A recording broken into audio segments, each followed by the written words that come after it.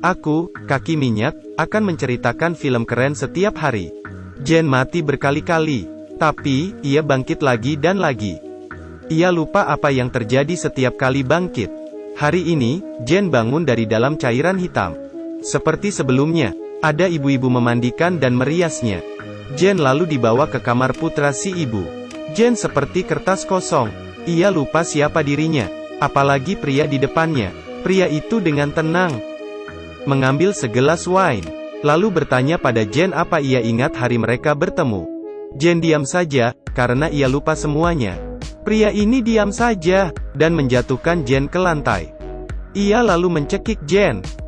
Setelah Jen mati, pria ini membuang mayatnya di dalam kotak besi di taman. Seperti tak terjadi apa-apa. Ibu pria ini muncul dan menegurnya karena membunuh hasil penelitiannya terlalu cepat. Ternyata ibu pria itu adalah ilmuwan papan atas. Tapi, ia juga ibu yang terlalu protektif. Karena mental putranya bermasalah, dan emosinya meledak-ledak. Setelah lulus SD ia dikurung di rumah. Mereka tinggal di villa di tengah hutan. Dan melarang putranya melihat dunia luar. Hari itu, putranya, Bob melihat gadis cantik.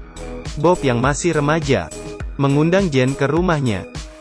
Jen mengira, Bob yang tampan akan berkencan dengannya. Jen tak mengira nasib buruk akan menimpanya. Saat mereka bermesraan, tiba-tiba Bob kumat. Ia mencekik Jen hingga tewas. Bob membunuh orang. Ibunya tidak ingin Bob masuk penjara.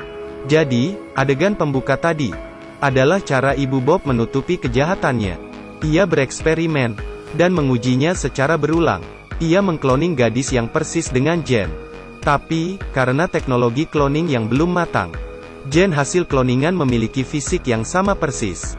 Satu-satunya yang hilang adalah ingatannya. Bob mengira pacar barunya palsu. Jadi, ia terus membunuh Jen.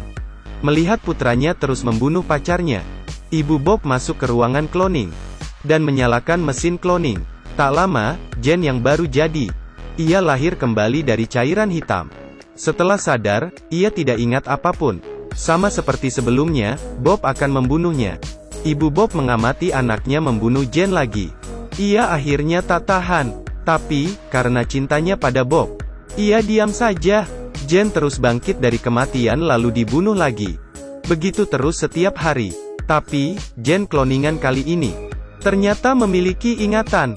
Ia ingat kematiannya yang berulang kali. Jadi, Jen mulai merencanakan bagaimana menghadapi ibu dan anak mengerikan ini, dan cara melarikan diri. Tak lama, Bob berkeliaran dan bertemu seorang gadis. Mereka mulai berkencan. Tapi, tak lama, Bob kumat dan menghajar gadis itu, lalu membunuhnya tanpa rasa kasihan. Jen kloningan melihat hal ini. Karena panik, Jen masuk ke ruang cloning ibu Bob. Di sana ia melihat banyak foto wanita. Ternyata, korbannya bukan hanya dia. Tapi, hanya Jen beruntung dan berhasil dikloning. Di bak berisi cairan hitam, ia melihat dirinya sedang dikloning. Saat itu, ibu Bob melihat Bob membunuh lagi. Dan menamparnya. Ia sudah tidak tahan dengan kelakuan Bob. Demi menutupi borok anaknya, ia melakukan hal mengerikan. Saat Bob mengubur mayat, ibu Bob melihat Jen ada di ruang cloning. Mereka cekcok, dan Jen memukul ibu Bob hingga pingsan. Bob bergegas masuk dan mendorong Jen, lalu mencekiknya. Kali ini, Jen sudah bersiap. Ia menendang burung Bob. Bob berguling-guling kesakitan. Jen segera keluar dari sana. Tapi, ia tidak berencana kabur. Ia ingin balas dendam, karena Bob membunuhnya berkali-kali. Bob yang tidak waspada berhasil dirobohkan oleh Jen.